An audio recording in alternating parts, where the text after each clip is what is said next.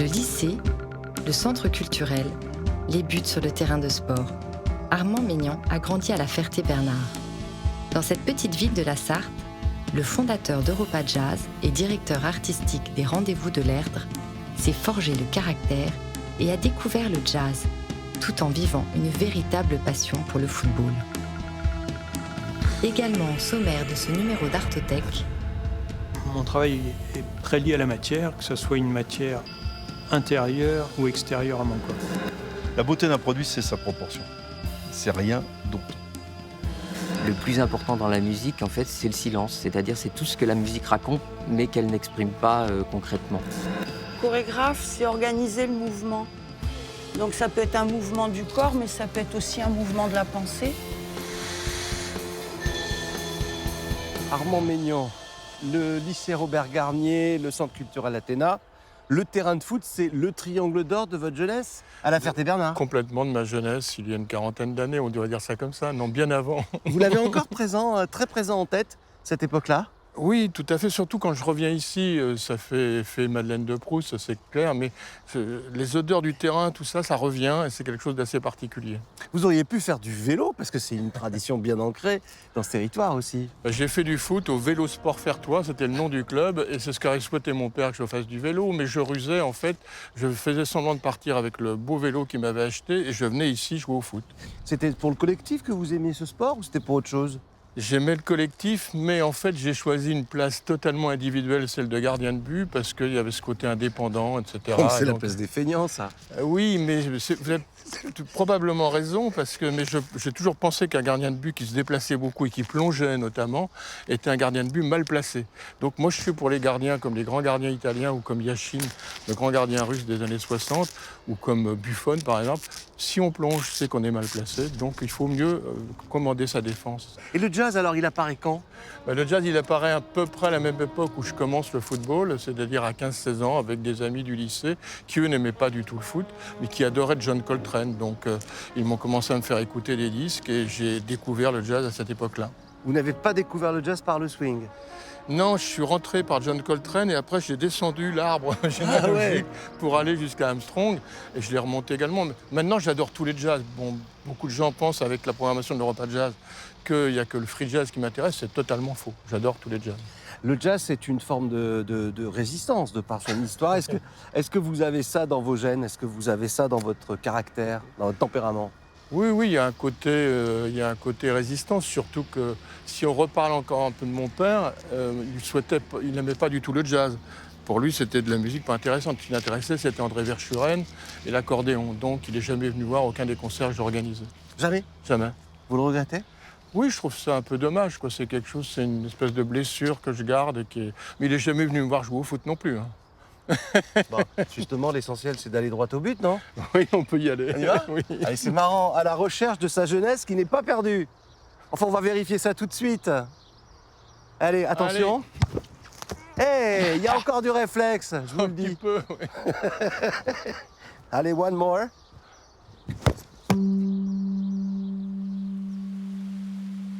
le parc Théodore Monod occupe 2 hectares au cœur de la ville du Mans. Sa cascade de pierre et ses 4 bassins apportent lumière et couleur à ce jardin fleuri propice à la contemplation. La danseuse Marjorie Kellen y puise pour Artothèque inspiration et mouvement sur les traces du naturaliste et chercheur d'absolu Théodore Monod.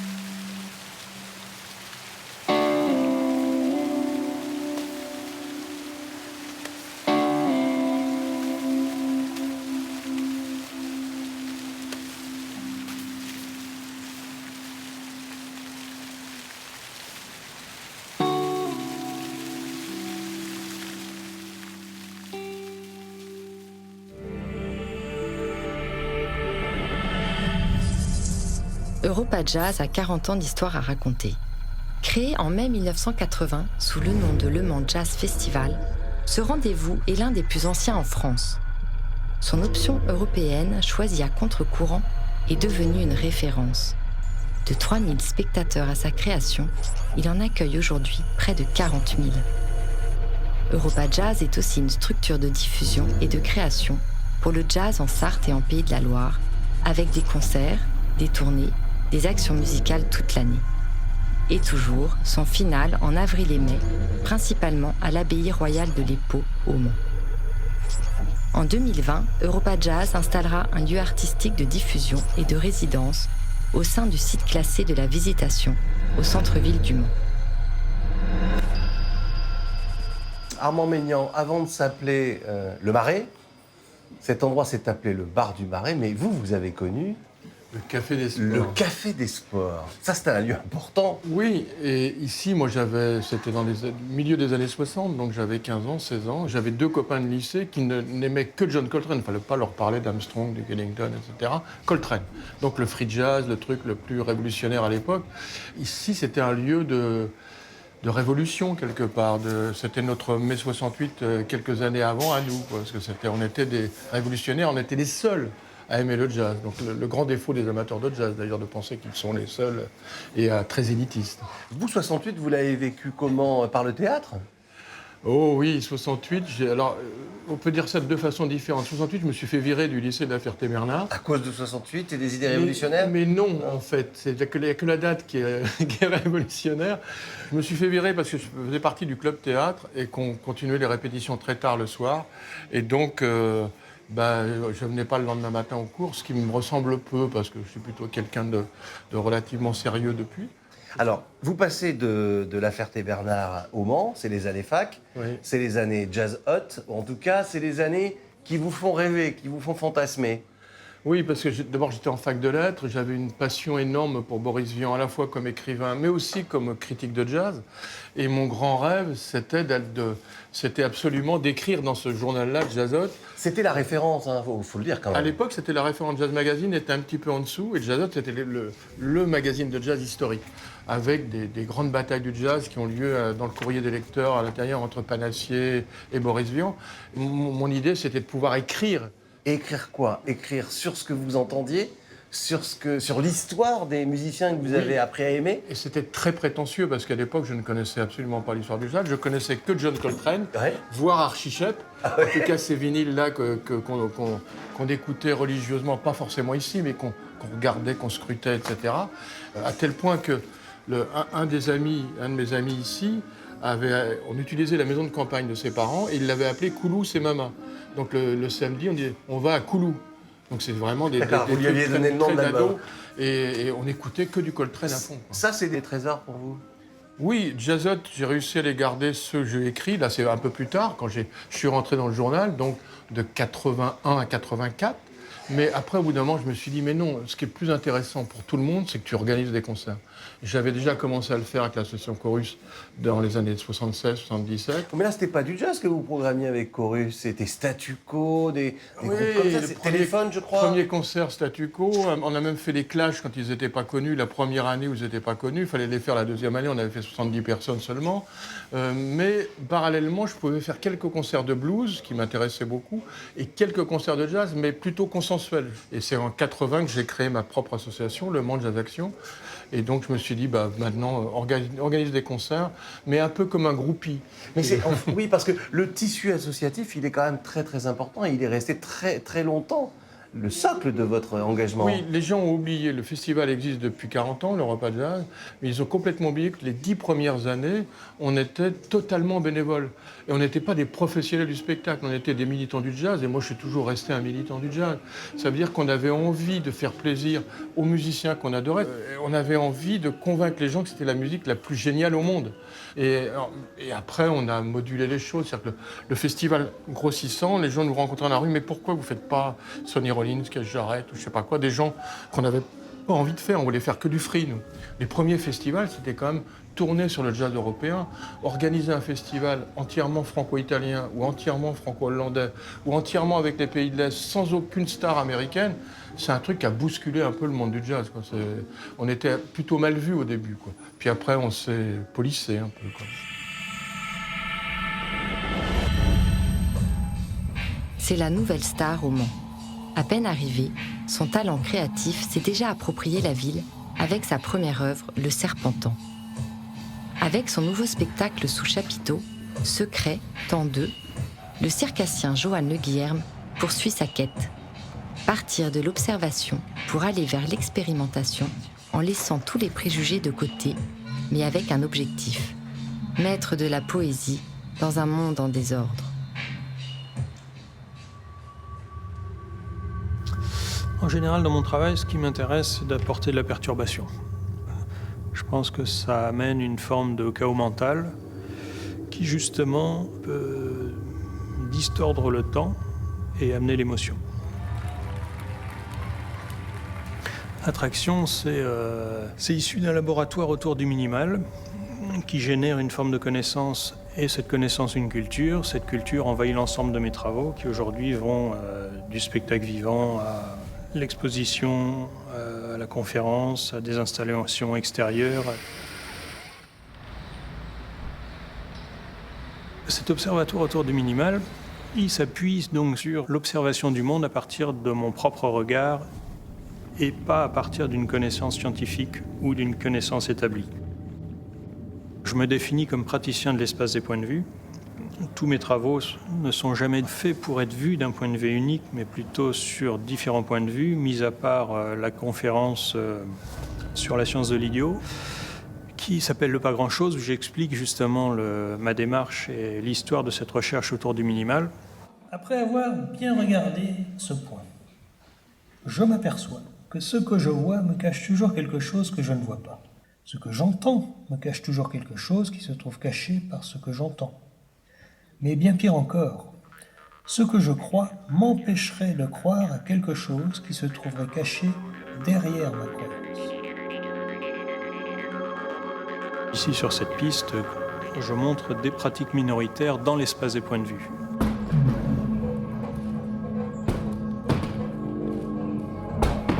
Ce qui s'est toujours pratiqué dans ces endroits de piste, que l'on appelait anciennement les cirques, où l'on montrait des pratiques minoritaires dites aujourd'hui traditionnelles, donc des choses que les hommes ne font pas naturellement, c'est-à-dire marcher sur les mains, jongler, lancer des objets et les rattraper, que des choses qui avaient justement leur place parce qu'elles ne servaient à rien et qu'elles n'avaient pas été développées chez les hommes dans aucun corps de métier.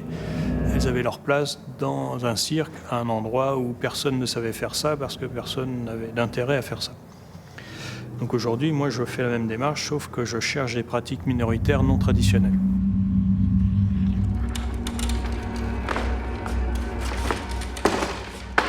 Mon travail est très lié à la matière, que ce soit une matière intérieure ou extérieure à mon corps.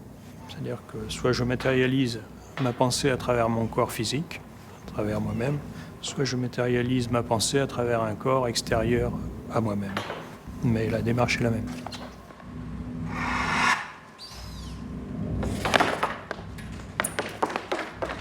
Et il y a des éléments dans le spectacle qui sont très liés à la densité de l'air, par exemple.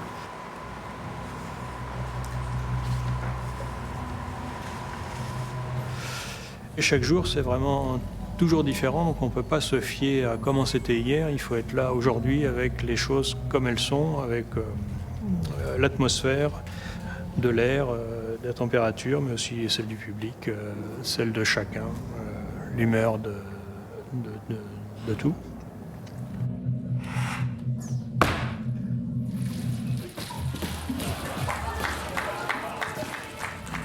Je ne sais pas qui dompte qui, je m'adapte au monde, plus que je le dompte. Et j'ai du respect pour, aussi bien pour la matière que pour le temps.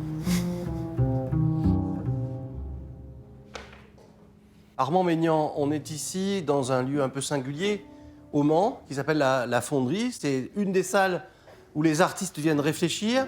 Qu'est-ce qu'on peut dire de cet endroit? On peut dire que c'est un endroit extraordinaire, parce que c'est un ancien garage, mais qui est très boisé. C'est le domaine de François Tanguy et du Radeau et de la Fonderie, où il y a énormément de troupes de théâtre qui viennent travailler. Et l'atmosphère qui règne ici est une atmosphère de recueillement, d'inspiration, de choses assez particulières. Et nous, on l'a transformé, on peut le voir avec la table, du jazz et des écrits de théâtre, en fait. Oui, parce que la Fonderie, c'est pas un lieu, comme on pourrait le croire, historiquement lié à Europa Jazz. Non, on a commencé ici il y a une dizaine d'années, quand on a voulu retrouver les concerts de 17h qu'on pouvait faire à une époque directement à la ville de l'Épau. Et puis en plus, ce lieu nous permet de faire parfois des concerts quasi acoustiques et aussi d'avoir, parce qu'il y a 5000 mètres carrés, et donc il n'y a pas uniquement cette table. Et dans les 5000 mètres carrés, il y a une salle qui s'appelle la boîte à musique, où on peut faire répéter les musiciens qui sont en création. Europa Jazz est donc né au Mans, il y a maintenant 40 ans. L'ADN n'a pas varié. On essaie de respecter le patrimoine génétique de l'Europa Jazz, mais disons qu'on a quand même un peu changé parce que les 10 premières années, on était plutôt dans une programmation hyper militante pour défendre le jazz européen. Certaines affiches ici en témoignent. On disait un peu adieu au jazz américain par principe parce qu'on voulait défendre le jazz européen et le jazz contemporain européen. Certaines affiches qui vont même assez loin. Je suis pas sûr que celle-ci, elle passerait aujourd'hui.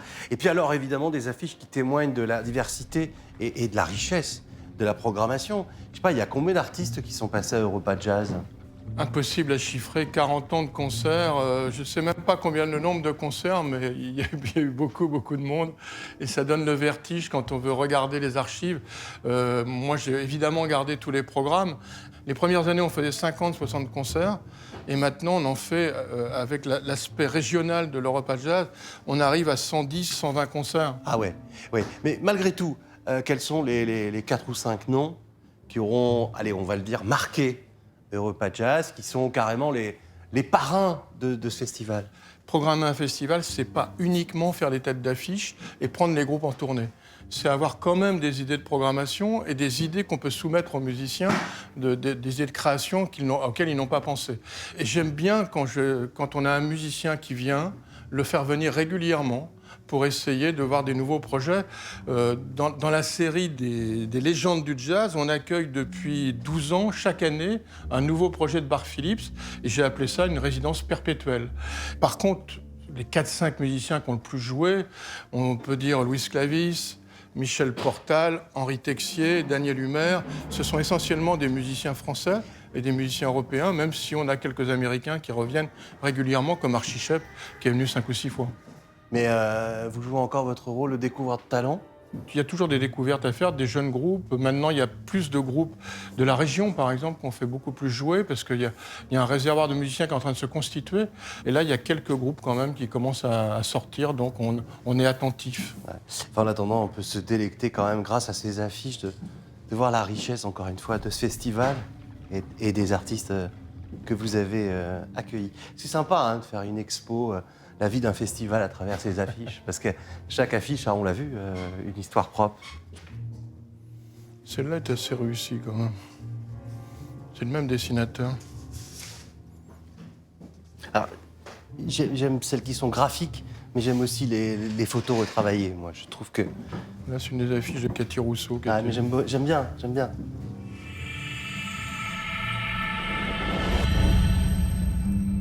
Un showroom dans la banlieue mancelle, un nom et un savoir reconnus, Triss habille de haut de gamme les intérieurs du monde entier.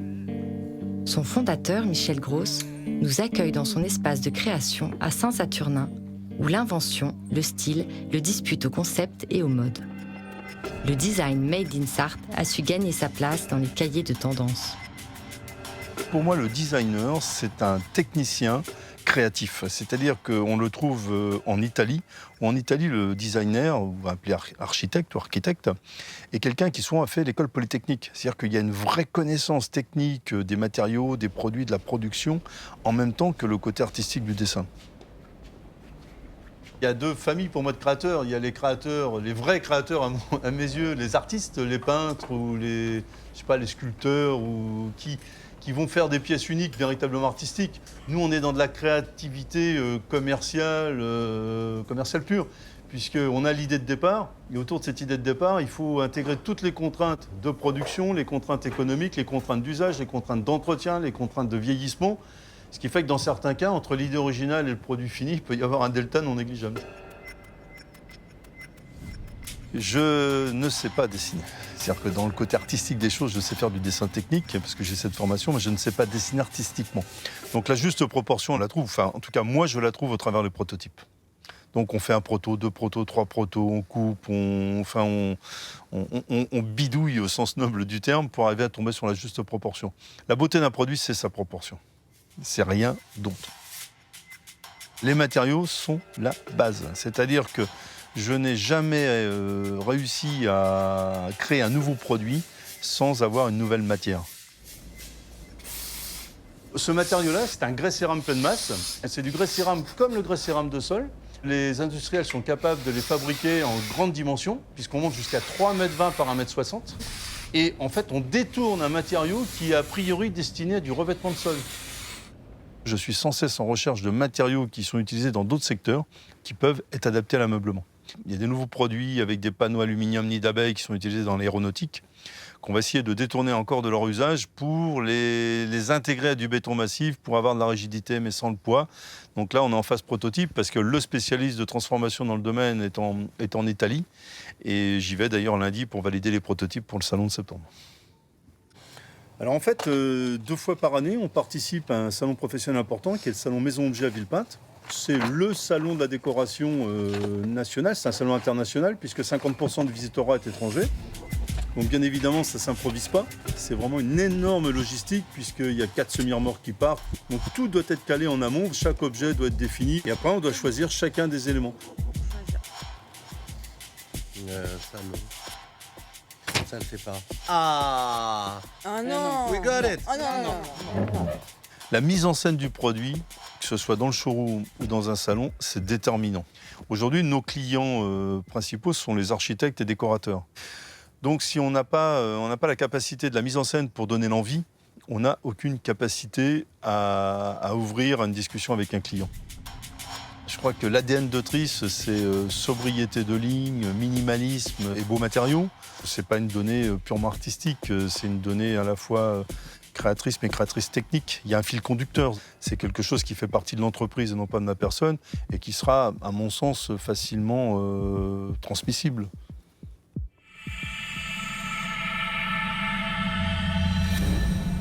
L'histoire entre la région et le jazz remonte au 12 février 1918.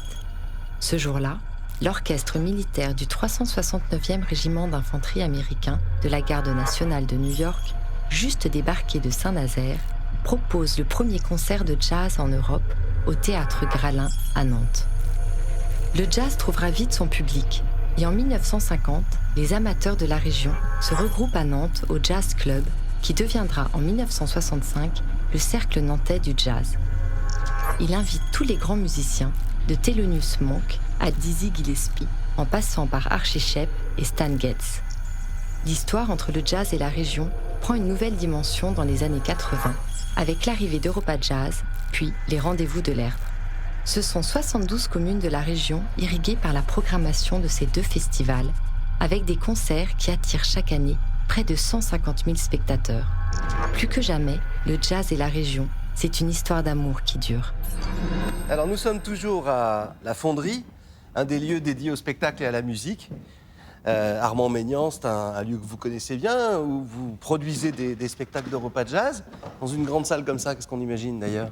On l'a utilisé quelques fois et surtout pour faire un bal avec Marc Perron il y a quelques années. Ça fonctionnait très bien et on avait pu faire quelque chose de très différent de ce qu'on fait habituellement, plutôt dans la petite salle de 250 places qu'on remplit facilement parce qu'il y a de plus en plus d'amateurs des concerts un peu contemporains qu'on fait ici à la Fonderie. C'est plutôt du jazz, je dirais, relativement contemporain, mais quand même consensuel. Il y a Europa Jazz et puis il y a les Rendez-vous de l'Erdre.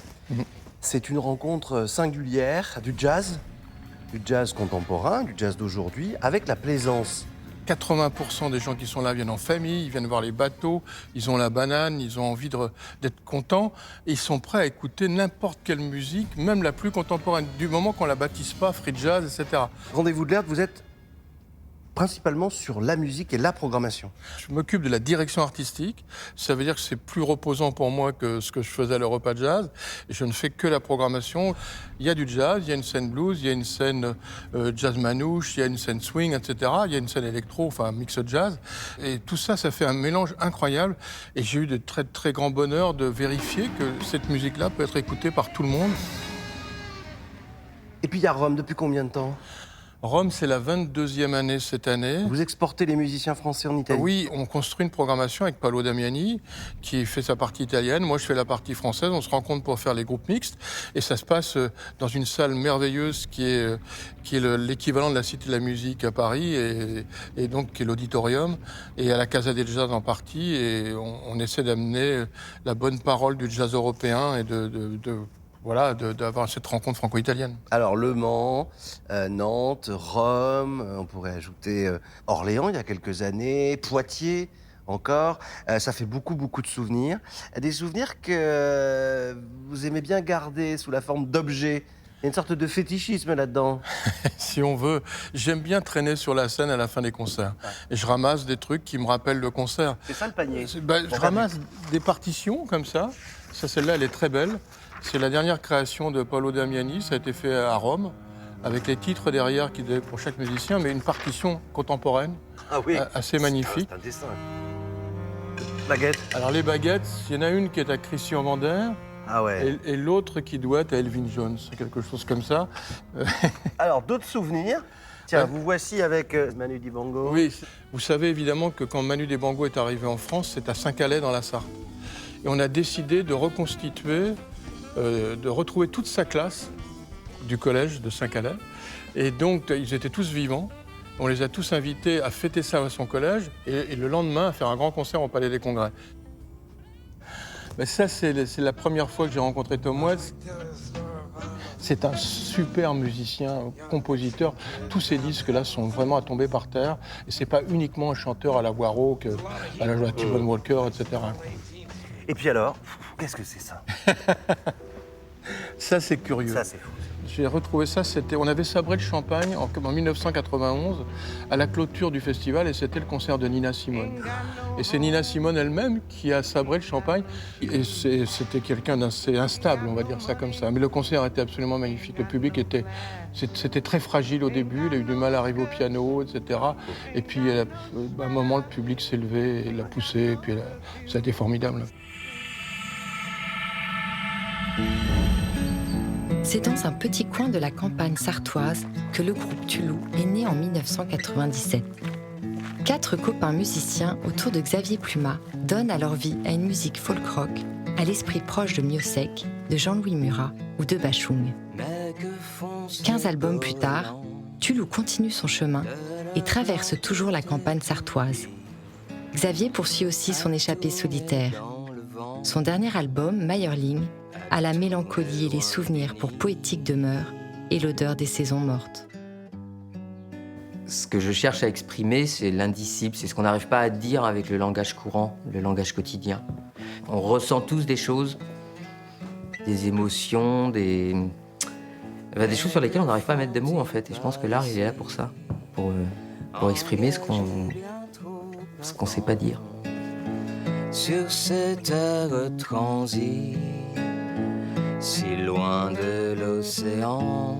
Le plus important dans la musique, en fait, c'est le silence. C'est-à-dire, c'est tout ce que la musique raconte, mais qu'elle n'exprime pas concrètement.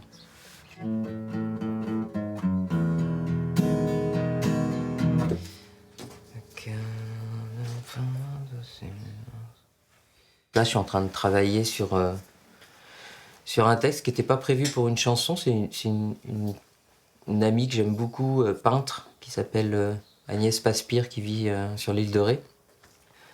Moi pas parler créole, moi pas pleurer. Je parle pas créole, j'ai jamais su. On m'a pas appris, je saurais jamais parler. Et ça peut donner un truc comme ça.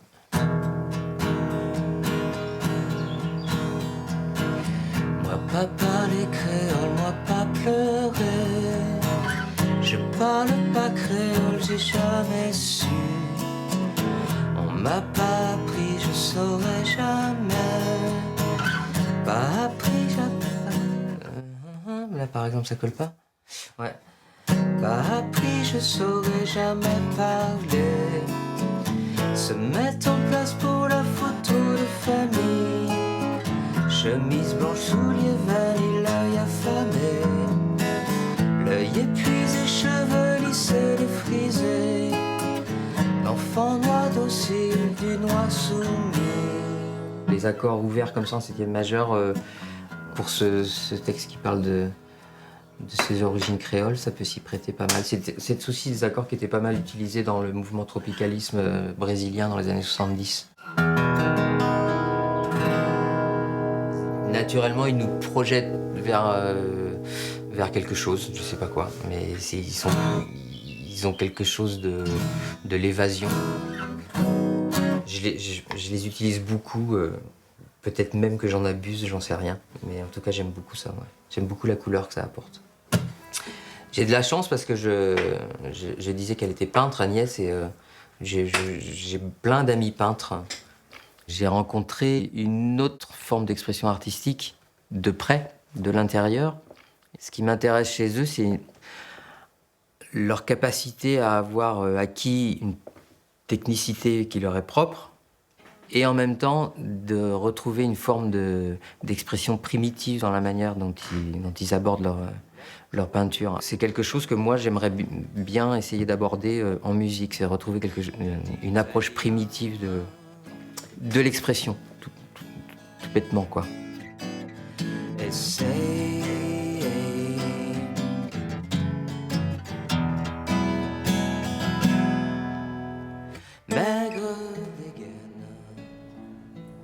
Nous sommes dans un endroit très peu connu, voire inconnu de la plupart des monceaux. On n'est pas très loin des bureaux de repas de jazz. Où sommes-nous exactement ? On est au-dessus des bureaux de l'Europa Jazz, on est sur le site de la Visitation, l'ancien couvent des Visitandines, mais aussi l'ancienne prison. Donc certains monceaux connaissent quand même, malheureusement pour eux, ce lieu. Ce qui est drôle, c'est que ça ressemble, quand on voit comme ça l'architecture, puisque c'est à peu près de la même période, à l'abbaye de l'Épau, en fait, avec ce plafond magnifique en bois. Et le lieu va être complètement rénové. Mais c'est pas sur cette partie du bâtiment que vous avez jeté Europa Jazz a jeté son dévolu. Non, c'est sur le premier étage, même s'il y a 2 hauteurs d'escalier à monter, dans un lieu qui fera 150 places. En fait, c'est un lieu, mais c'est un nouveau projet de l'Europa Jazz. Comme toujours, l'Europa Jazz, depuis 40 ans, on a lancé. Il y a une année, on a lancé le Regional Tour. Il y a une année, on a lancé l'Europa Jazz en balade. Là, c'est ce lieu très spécifique dans lequel on va faire des choses un peu différentes de ce qu'on fait habituellement. Ce ne sera pas un club de jazz ? Ça ne sera surtout pas un club de jazz, ça ne sera pas conçu pour ça, les chaises seront mises en fonction des spectacles, il n'y aura pas de scène définitive, tout sera modulable en fonction des choses qu'on va y présenter. C'est l'avenir d'Europa Jazz qui se dessine là ? Je pense que c'est l'avenir, d'abord parce que ça sera géré par une autre personne que moi, même si je reste président de l'association, que je vais accompagner ce nouveau lieu, mais je pense que des festivals comme l'Europa Jazz sont presque en danger maintenant s'ils ne se renouvellent pas, s'ils ne présentent pas des nouvelles choses, parce que l'époque, elle est très difficile sur les subventionnements, donc il faut toujours essayer d'avoir des nouvelles idées. C'est pas la fin d'Europa Jazz, c'est une métamorphose dans la continuité. C'est exactement ça, une métamorphose dans la continuité. Et donc tout ça, c'était les cellules, en fait. Ça, c'est puis aussi l'ancienne salle des Pas Perdus. Ouais. Et moi, je suis venu faire ici des concerts avec Didier Lockwood pour les détenus. Et on avait fait des choses ici, donc ça rappelle de certains souvenirs, quoi. Alors, cette nouvelle salle, cette nouvel espace de création, vous voulez en faire quoi, en réalité ? On voudrait que le jazz rencontre d'autres formes artistiques. Donc, ils le font déjà. Bart Phillips a fait des choses avec Erling Carlson, Éric Truffaz fait des choses avec Sandrine Bonner, Daniel Mille avec Jean-Luc Trintignant. C'est ça qu'on veut faire dans ce lieu, en petit comité, pour 120, 130 spectateurs, mais rester 5 ou 6 soirs de suite. Mais avec des gens qui jouent d'habitude dans des grandes salles. Donc c'est un peu ça. Donc c'est pas un club de jazz, comme on le disait tout à l'heure. C'est un lieu un peu d'expérimentation, mais avec des gens connus et qu'on voit plutôt dans les lieux, les salles importantes, et sur des formes artistiques assez étonnantes. Et voilà donc l'écran. Ah ouais. Ah mais c'est comme une chapelle en fait. Ah c'est chouette. L'ancien chœur des Sœurs des Visitandines, et ensuite le palais de justice et la cour d'assises. C'est ici que les Sœurs Papin ont été jugées. Ah ouais, donc en plus c'est un lieu chargé d'histoire. Et le son est relativement intéressant, parce que ça aurait pu être avec beaucoup d'écho, ce qui n'est pas le cas, on se comprend parfaitement tous les deux, et on va pouvoir imaginer toute une série de concerts, plutôt acoustiques évidemment.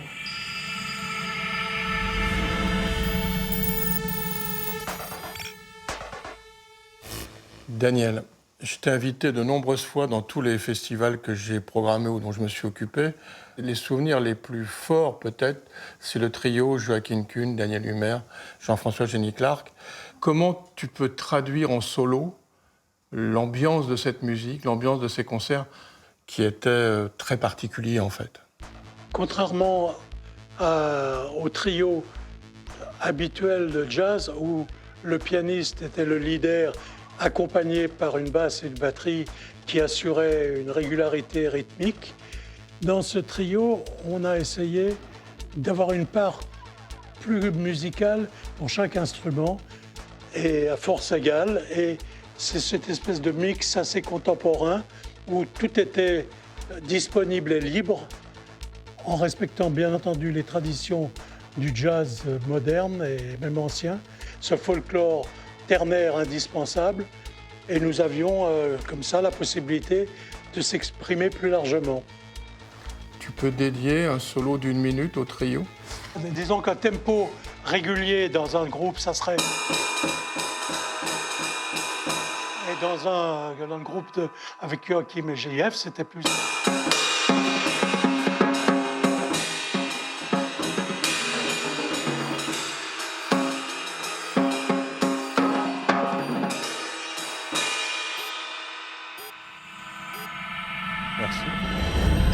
Delphine Vaught se définit comme une artiste chimérique. Illustratrice nantaise, elle réalise des dessins naturalistes aux traits simples et propres. Ses œuvres nous racontent l'enfance des souvenirs naïfs, mais aussi des cauchemars, avec des animaux étranges qui les peuplent. L'univers de Delphine Vaught n'est pas aussi sage qu'il en a l'air. Quand ils m'ont proposé l'expo, je ne savais même pas qu'il y avait une collection d'oiseaux taxidermés. Alors tu peux imaginer, la première fois que je suis venue, c'était un peu Disneyland. C'est très solitaire comme boulot. Souvent je choisis les oiseaux comme une présence dans le motif. Il n'y a pas toujours une symbolique ou une explication. Chaque personne se fait aussi sa petite histoire par rapport à son affect. Et puis là, j'attends la validation pour le prêt des oiseaux empaillés. Enfin, moi, j'aimerais bien qu'ils soient accrochés au cadre ou un peu partout.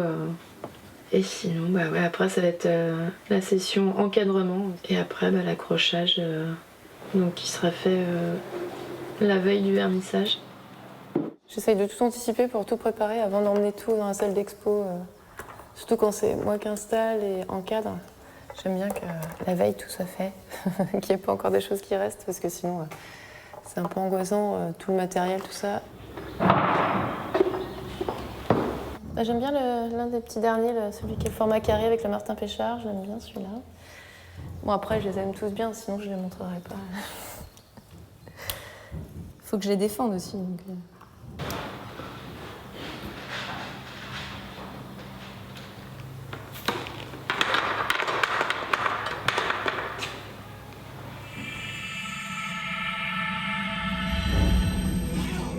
La compagnie de danse Marie l'Enfant est implantée au Mans depuis son origine. En presque 30 ans d'existence, 25 pièces ont écrit l'histoire de cette compagnie. Sa chorégraphe ne s'embarrasse pas de références. Marie observe les corps et leur vie, cherche à montrer qu'il y a une part d'humanité dans le mouvement qui s'exprime avec force et fragilité. 1.58, son nouveau projet, prend corps avec Riti, son compagnon de création. Trop petite, tendon trop court, origine sociale non conforme. C'est des phrases qui reviennent, des phrases que j'ai entendues, qui ont un petit peu jalonné tout mon parcours. Des phrases qui parfois te déroutent un petit peu, pas dans les clous, va voir ailleurs. Parfois on met du temps à les voir parce qu'elles sont tellement présentes, tellement là, qu'on les voit même pas. Puis tout d'un coup ça peut se réveiller. Ce qui semblait inutile devient utile.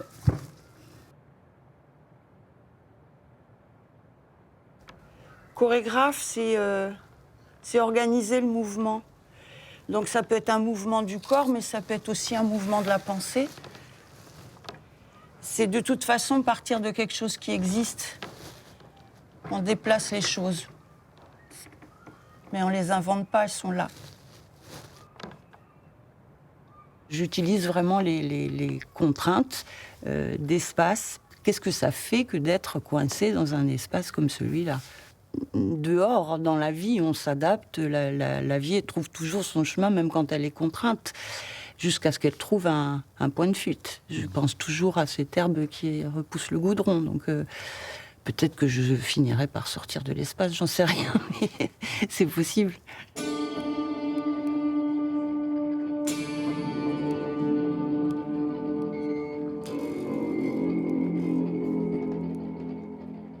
C'est ça le rôle de l'art aussi, c'est d'amener les gens à se poser des questions, et ces questions qu'on se pose face à l'art, c'est souvent des questions qui nous concernent directement. C'est Marie qui a les clés en main. Après, on est juste en train de chercher des pistes de travail, là. Et, en tout cas, c'est le plateau qui dirige. C'est pas le son qui dirige. Là, ce qui est intéressant pour moi, c'est que on n'a pas de travail mélodique, mais justement quelque chose qui cherche, qui bouge, qui évolue, et en même temps qui reste dans quelque chose de comme ça en boucle. Et ça, pour moi, ça aussi, c'est un appui. On essaie autre chose ?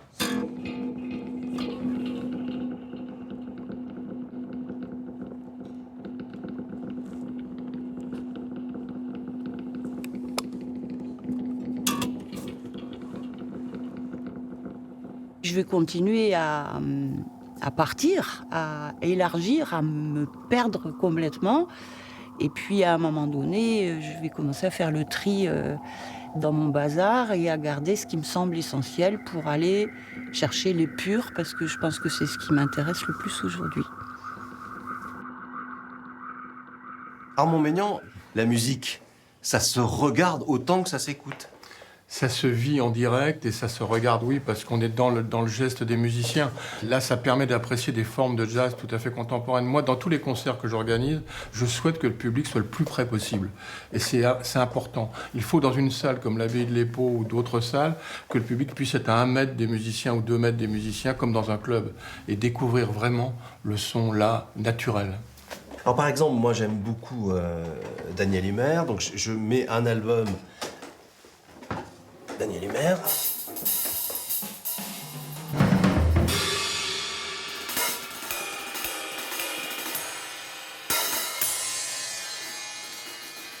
Est-ce qu'on peut dire qu'il existe un son Daniel Humer ? Ah oui, mais on peut même le crier, parce qu'en fait, Daniel est l'un des batteurs de l'histoire du jazz qui a le son de cymbale le plus magnifique. Il est reconnaissable par tous. Comme en plus, c'est pas uniquement un batteur, c'est un compositeur aussi, Daniel. Et donc, il a une façon de jouer de la batterie très particulière et une gestuelle qu'on ne peut découvrir qu'en live, que sur scène. Notamment son geste qu'il fait sur les cymbales, c'est un geste unique que moi je reconnais tout le temps. Il ressemble un peu à un gros chat comme ça, et c'est magnifique. Il a inventé une poésie des sons qu'on rencontre rarement. Alors, autre exemple.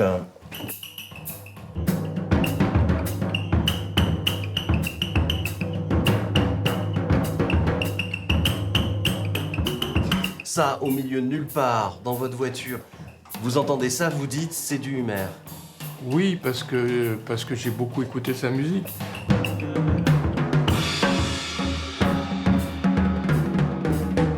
Daniel, oui, il est très reconnaissable parce que c'est un son absolument original. Et c'est ça qui fait sa force. En dehors du fait que c'est l'un des musiciens européens qui a le plus joué dans l'histoire du jazz avec des grands musiciens. Le dictionnaire du jazz dit par exemple qu'il a joué avec tout le monde sauf Sonny Rollins et Miles Davis. Donc ça fait beaucoup de monde. Et le son de cymbale était là à chaque fois.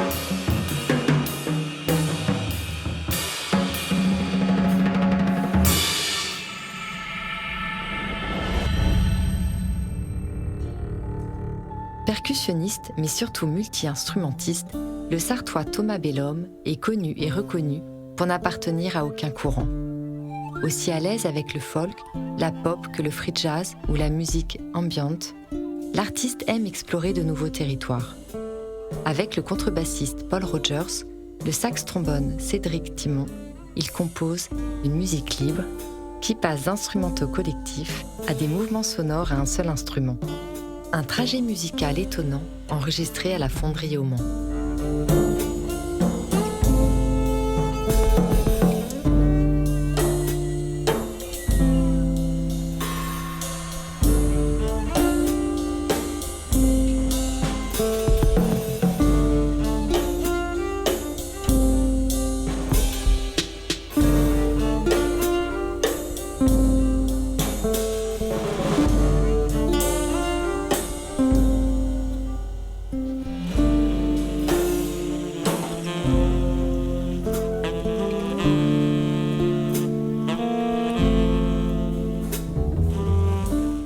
Alors Armand, s'il y a un lieu qui symbolise, qui incarne même Europa Jazz, c'est l'abbaye de l'Épau où nous sommes. Il y a eu des concerts depuis l'origine dans l'abbatiale, dans le grand dortoir.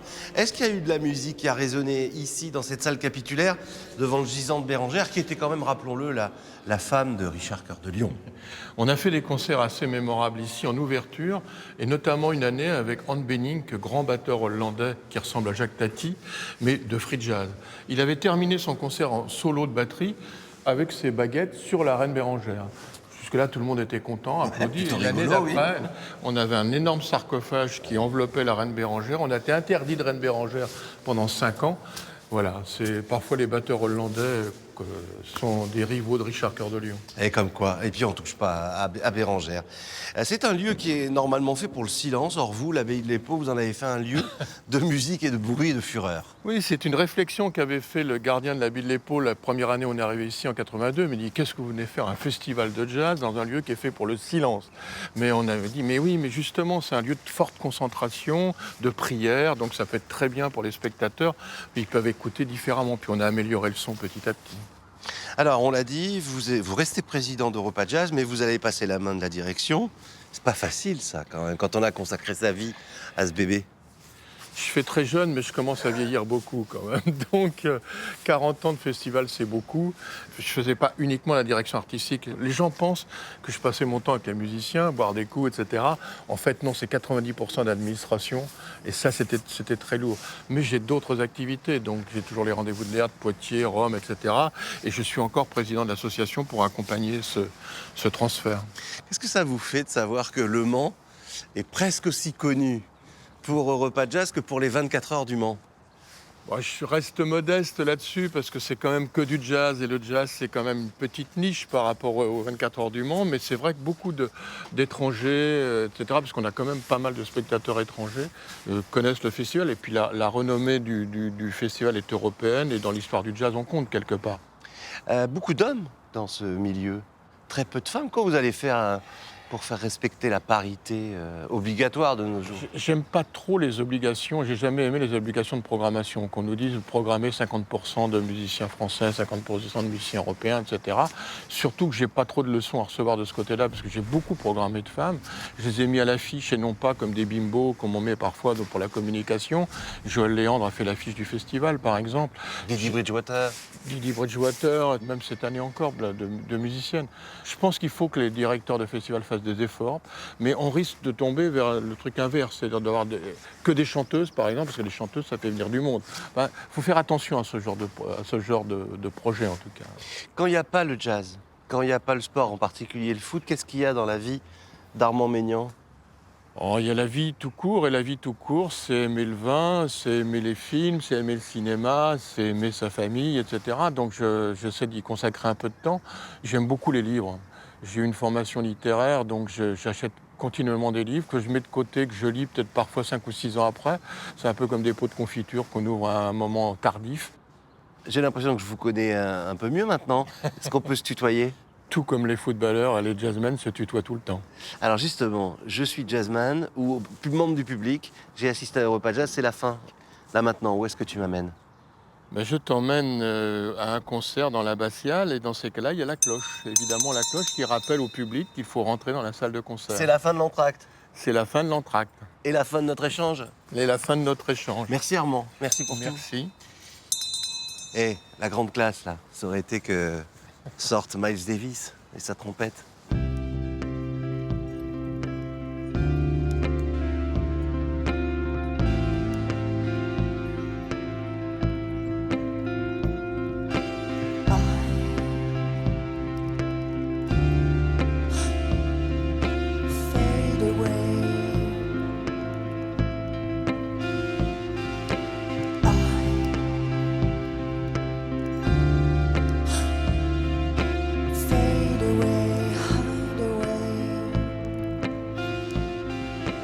I